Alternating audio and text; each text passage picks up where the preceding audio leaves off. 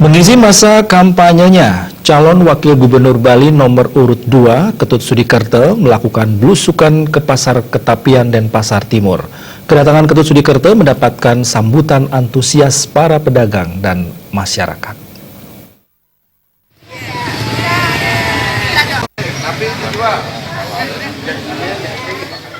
Sekitar pukul 6 pagi, calon wakil gubernur Bali Ketut Sudikerto beserta rombongan tim Koalisi Rakyat Bali mendatangi Pasar Ketapian. Kedatangan calon wakil gubernur Bali asal desa Pecatu ini pun mendapatkan sambutan antusias. Satu persatu para pedagang dan masyarakat disapa dengan penuh kehangatan dan keramahan oleh Ketut Sudikerto. Seakan terasa tidak ada sekat, Ketut Sudikerto tanpa canggung berbaur bersama masyarakat di Pasar Ketapian.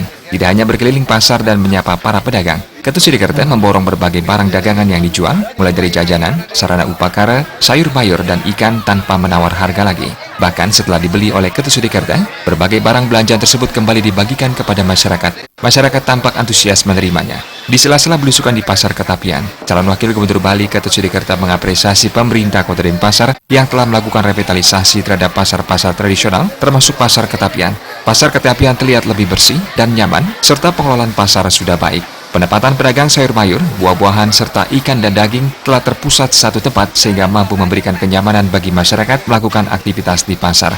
Sudikerto juga berjanji jika dirinya bersama calon gubernur Bali nomor urut 1, Ida Bagus Rai Dharma Wijaya Madra diberikan kesempatan dan amanat untuk memimpin Bali 5 tahun ke depan. Pihaknya akan melakukan penataan dan revitalisasi terhadap pasar-pasar di seluruh Bali agar tampilan pasar tradisional menjadi lebih bersih dan higienis sehingga tetap mampu bersaing dengan pasar-pasar modern.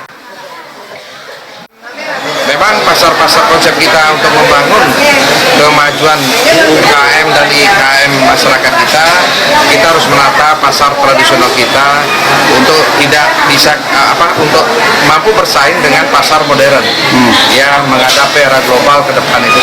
Dan saya salut dengan Kota Denpasar yang sudah mampu untuk melakukan revitalisasi beberapa pasar-pasar tradisional dengan sistem pengelolaannya yang semakin hari semakin bagus, dan tentu itu harapannya mampu memberikan juga kontribusi pendapatan pada Kota Madya Denpasar. Jadi sungguh bagus pasar keterangan.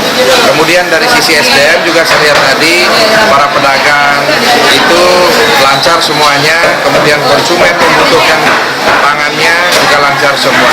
Oleh karena itu, ke depan mari kita bangun pasar tradisional ini menjadi pasar yang berhigienis, menjadi pasar yang berkualitas dalam memberikan layanan kepada konsumen-konsumennya dimanapun dia berada.